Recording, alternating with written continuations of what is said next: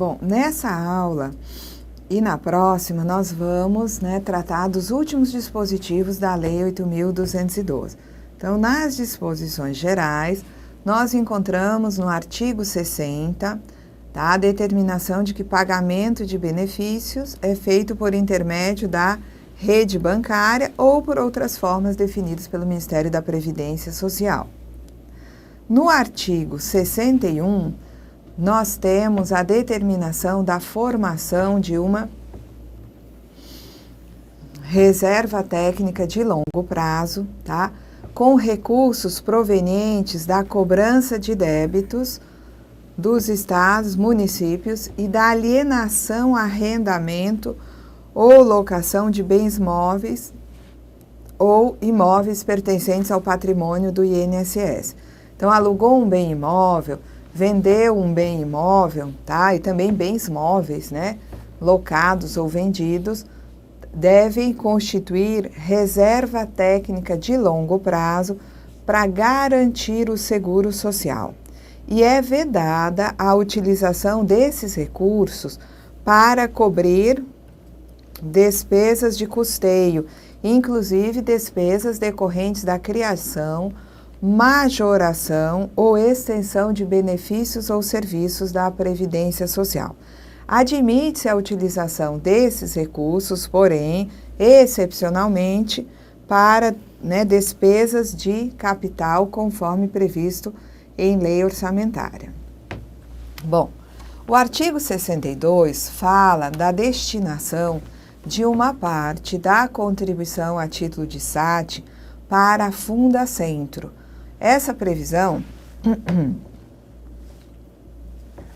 diz que 2% do que se arrecada a título de SAT vai parar na Fundacentro. Entretanto, com a disposição contida no artigo 167, inciso 11 da Constituição Federal, nós temos que contribuições sobre folha de salários e demais rendimentos e dos segurados só podem pagar benefícios da Previdência Social. Então, o SAT é uma contribuição sobre folha de salários. Segundo a Constituição, só pode servir para pagar benefícios, então não pode mais ser destinado a Fundacentro. Bom, entramos nas disposições finais e transitórias. Artigos 63, 64, 65 foram todos revogados. Esses artigos falavam do Cadastro Nacional do Trabalhador. Hoje o que nós temos é o Cadastro Nacional de Informações Sociais. Nós temos o CNIS.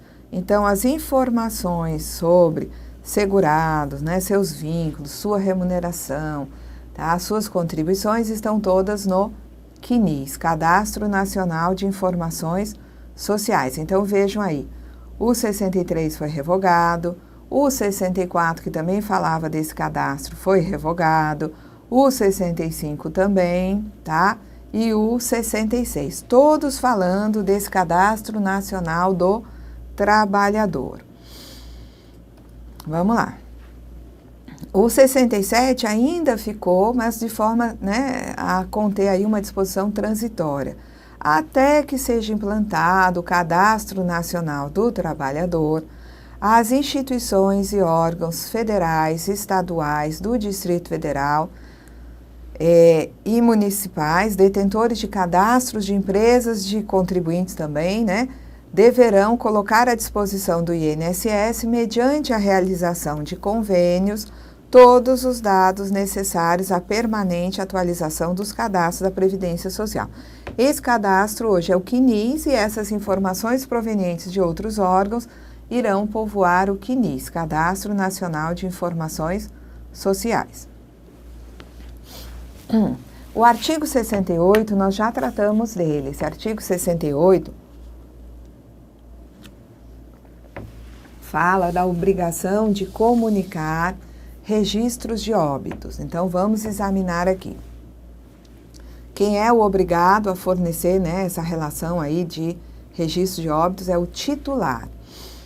É o titular do cartório de registro civil de pessoas naturais. Ele é obrigado até o dia 10 do mês seguinte a comunicar ao INSS, isso é feito todo mês, o registro de óbitos ocorridos no mês imediatamente anterior.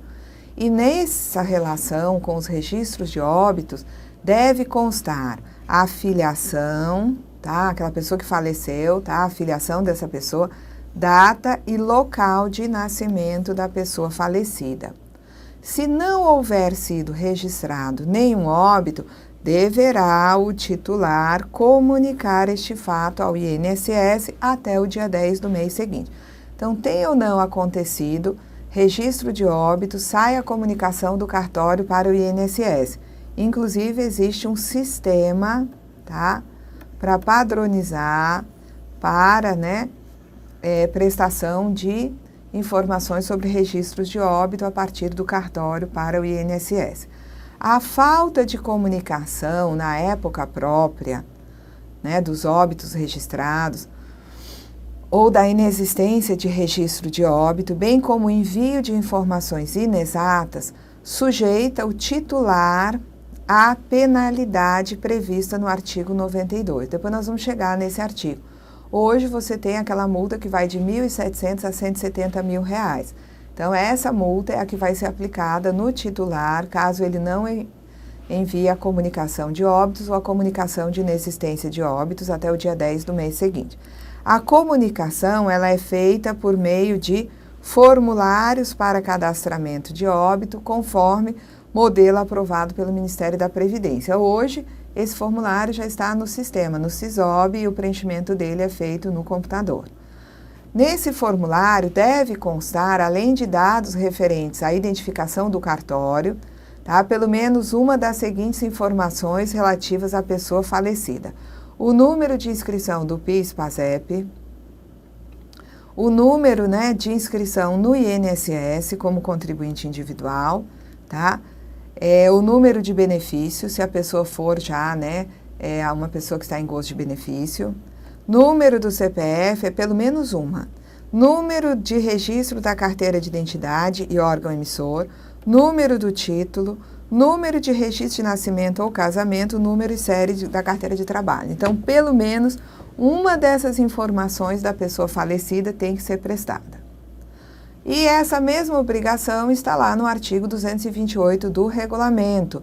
E é interessante que a lei é mais detalhada que o regulamento nessa obrigação. Então, o artigo 228 diz que o titular de cartório de registro civil e de pessoas naturais fica obrigado a comunicar até o dia 10 de cada mês ao INSS, na forma por ele estabelecido, o registro de óbitos ocorridos no mês imediatamente anterior, devendo dessa comunicação constar o nome, filiação do falecido, data e local de nascimento dessa pessoa. No caso de não haver sido registrado nenhum óbito, o titular do cartório comunica este fato. Não foram registrados óbitos até o dia 10 do mês seguinte. Bom, o INSS e a Dataprev confrontarão essa relação de óbitos com os cadastros da Previdência, determinando o cancelamento de pagamento a partir da data do falecimento do beneficiário que foi identificado na comunicação. Então, essa informação prestada pelo cartório serve para fazer um batimento no sentido de verificar se não existem pessoas recebendo benefícios que já faleceram. Então, essa informação permite ao INSS e à Dataprev confrontarem o que veio do cartório, tá, com as informações que estão lá no CNIS, relativamente ao pagamento de benefício, determinando a cessação de benefício para quem já morreu, Vamos lá. Bom, o artigo 69, voltamos aqui para a Lei 8.212, fala em revisão de benefícios, dizendo que o Ministério, que hoje é só da Previdência, e o INSS manterão programa permanente de revisão da concessão e da manutenção de benefícios para apurar irregularidades e falhas existentes. Se houver algum indício de irregularidade na concessão ou na manutenção do benefício, a Previdência notifica o beneficiário para apresentar defesa, provas ou documentos de que dispuser no prazo de 30 dias. A gente vai ver que na Lei 10.666 tem, né, a previsão de outro prazo que é de 10 dias. Então, houve indício de irregularidade, vai se ter, tá, a notificação ao beneficiário e ele tem esse prazo aqui de 30 dias para apresentar defesa, provas ou documentos de que dispuser. Essa notificação ela é feita por via postal, acompanhada de AR, aviso de recebimento, e se o beneficiário notificado não comparecer, não apresentar defesa, vai se suspender o benefício e vai se notificar o beneficiário por edital, tá? Que é publicado uma vez em jornal de circulação. Então, né, vai se suspender. Então, a primeira providência, caso o indivíduo não compareça, não apresente defesa, vai se suspender o benefício. E no edital vai se dar um prazo para essa pessoa responder. Se no prazo dado pelo edital, tá, ele não se manifesta, ou se ele se manifestar e essa manifestação for considerada insuficiente ou improcedente, a defesa dele, né, o benefício aí sim vai ser cancelado, dando-se conhecimento da decisão ao beneficiário. O parágrafo 4º do artigo 69, ele fala num recenseamento que deve ser feito no mínimo a cada 5 anos. Então, o Ministério da Previdência e o INSS, tá, para apurar, né, irregularidades de benefícios, eles vão fazer no mínimo a cada 5 anos o recenseamento previdenciário abrangendo todos os aposentados e pensionistas do regime geral. O artigo 70, ele fala de obrigatoriedade de exame médico pericial para beneficiários da Previdência aposentados por invalidez. Eles ficam obrigados, sob pena de sustação do pagamento do benefício, a submeterem-se a exames médico-periciais estabelecidos na forma do regulamento que definirá sua periodicidade e os mecanismos de fiscalização e auditoria. Então, existe lá no regulamento um prazo de 2 anos para que essas pessoas se submetam a exames médico-periciais. O INSS deve rever os benefícios, inclusive os concedidos em virtude de acidente de trabalho, ainda que concedidos judicialmente, então deve rever benefícios para avaliar a persistência, a atenuação ou agravamento da incapacidade para o trabalho que foi alegada como causa para a concessão desse benefício, tá? E é cabível a concessão de liminar em ações rescisórias e revisional para suspender a execução do julgado rescindendo ou revisando em caso de fraude ou erro material comprovado. Então, o INSS vai à Justiça, tá, para obter uma liminar aí no caso de comprovação de fraude ou erro material. Vamos lá. Então, o INSS, ele promove no prazo de 180 dias, a contar da publicação da Lei 8.212, a revisão das indenizações associadas a benefícios por acidente de trabalho, cujos valores excederem ainda a 1.700.000 cruzeiros. Então, isso aqui é uma disposição transitória. Quando a Lei 8.212 foi publicada, ela veio com essa determinação de que era obrigatório revisar as indenizações associadas a benefícios provocados por acidente de trabalho. O artigo 73 da Lei 8.212 nos diz que o setor encarregado pela área de benefícios do INSS vai ter que estabelecer indicadores qualitativos e quantitativos para acompanhar e avaliar a concessão dos benefícios. O artigo 74 diz que os postos de benefícios deverão ter a prática, né, deverão adotar como prática o cruzamento das informações declaradas pelo segurado com dados de cadastro de empresa e de contribuintes em geral quando forem conceder os benefícios. Artigo 75, revogado, eu só deixo o texto do dispositivo revogado quando ele é importante, tá? Artigo 76 nos diz que o INSS deve proceder ao recadastramento dos né, beneficiários, inclusive aqueles, né, que recebem por procuração. Na verdade, recadastramento de quem tem um procurador que o esteja representando perante o INSS. Então, o INSS vai proceder ao recadastramento de todos aqueles que, por intermédio de procuração, recebem benefícios da Previdência. E esse documento de procuração deverá, a cada semestre, ser revalidado. Bom, aqui se fala, no artigo 77, de um Conselho Municipal de Previdência. Não existe mais, esse dispositivo foi revogado. Existe o Conselho Nacional de Previdência Social e os Conselhos de Previdência junto às gerências executivas, tá? CNPS e os Conselhos de Previdência Social das gerências executivas. Não existem mais conselhos municipais de previdência. O artigo 78, ele, né, determina a realização de auditorias externas. Fica autorizada a contratação de auditorias externas periodicamente para analisar e emitir parecer sobre demonstrativos econômicos, financeiros e contábeis, arrecadação, cobrança e fiscalização de contribuições, bem como pagamento de benefícios, submetendo o resultado obtido à apreciação do Conselho Nacional de Seguridade. Não tem mais Conselho Nacional de Seguridade. Então, aqui resta ainda a possibilidade de se autorizar auditorias, tá, periodicamente, para analisar e emitir pareceres sobre demonstrativos econômicos, financeiros, sobre, né, arrecadação e cobrança. Isso hoje é na Receita, né? Mas sobre pagamento de benefícios, tá? Continua mantido, mas não precisa mais mandar para o Conselho Nacional de Seguridade. Esse conselho foi extinto. Tá? Esse Conselho Nacional de Seguridade, que se trata no artigo 79, ele foi extinto. Aqui, gente, a ouvidoria continua existindo, mas não é mais o conselho que indica o ouvidor, porque esse Conselho de Seguridade não existe mais.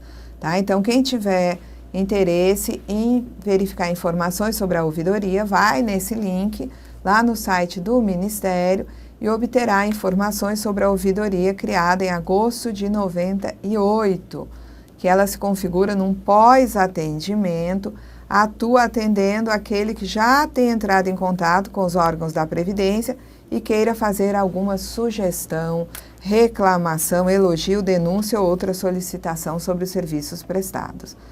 O extrato de recolhimento das contribuições é algo que deve ser enviado à empresa e aos segurados quando solicitado.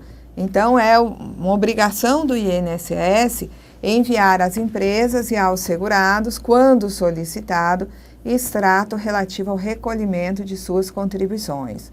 Antes, o INSS ele emitia automaticamente e enviava às empresas aviso de cobrança de débito. Hoje isso não é mais feito pelo INSS. Quem faz a parte de cobrança é a Receita Federal do Brasil. Mas é obrigação do INSS enviar, né, emitir e enviar aos beneficiários o aviso de concessão de benefício com a memória de cálculo do valor dos benefícios concedidos. O INSS também é obrigado a reeditar versão atualizada da Carta de Direito dos Segurados, com base no plano de benefício, na Lei 8.213. O INSS ele é obrigado a divulgar com a devida antecedência, através dos meios de comunicação, alterações, porventura realizadas na forma de contribuição das empresas e segurados em geral. Quem vai fazer isso é a Receita, né? Tem uma agenda tributária que divulga lá quando é o prazo de vencimento, se houve mudança, vai aparecer lá. No caso de segurados, tá, a arrecadação também é feita pela Receita, que repassa ao INSS.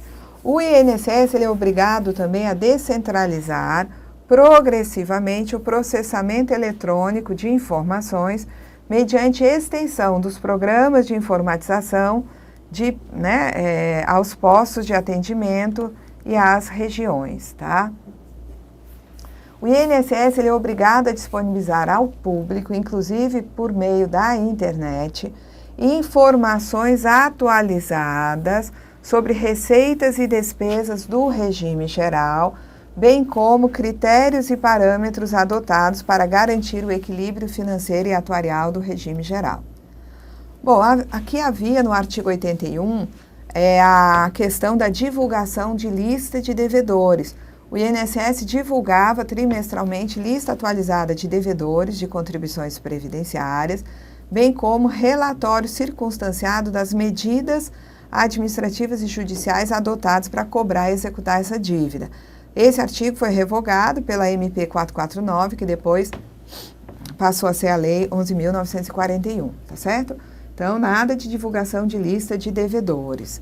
O artigo 82, tá, diz que a auditoria e a procuradoria do INSS, a cada trimestre, devem elaborar uma relação das auditorias realizadas e dos trabalhos executados, bem como dos resultados obtidos. Agora, não vão enviar ao Conselho Nacional de Seguridade, porque esse conselho não existe mais. O que existe é o Conselho Nacional de Previdência.